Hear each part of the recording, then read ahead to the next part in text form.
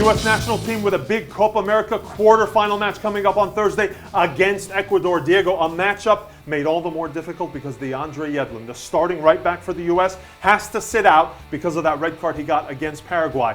And it's a major issue because Ecuador's strengths are down the flanks. All the time. They attack through the wings pretty much throughout the whole 90 minutes. Antonio Valencia on the right and Jefferson Montero on the left. And we're going to see a lot of from Montero, which is the area where DeAndre Yedlin would normally sit, which is taking the ball forward, keeping it close to the corner, and as well connecting with Ener Valencia, who's been taking part in 4 out of 6 goals from Ecuador so far in this Copa America.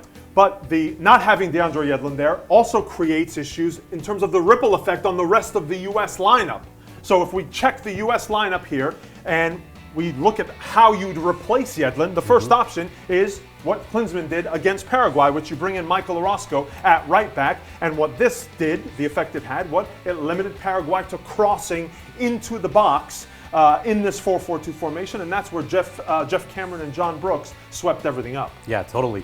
And now former Paraguay's head coach Ramon Diaz said after the game, they crossed the ball at least 15 or 20 times. And these two guys were vital, keeping everything, all the gaps closed for Paraguay. The other realistic option, though, if we were to look at it, is to bring Fabian Johnson, who's played at right back for the U.S. before, bring him on the right, and then at left back, Diego, Edgar Castillo. Definitely. He's had a great season on the left for Monterrey, and this will keep the back line somewhat similar to what the U.S. has been used to in this Copa America. But I'm concerned because Fabian Johnson is not a natural defender, and that will create a lot of issue for the U.S. because Jefferson Montero is going to take advantage of that a lot. Diego, Fabian Johnson, an attack-minded player, but the other issue, Edgar Castillo against Antonio Valencia, the top chance creator in this Copa America. Not a good matchup for Castillo, who I think gets overpowered by the more physical Valencia. We'll see what Klinsmann ends up doing on Thursday and to see whether the U.S. can contain Ecuador's flank play, which will be a key if the U.S. want to make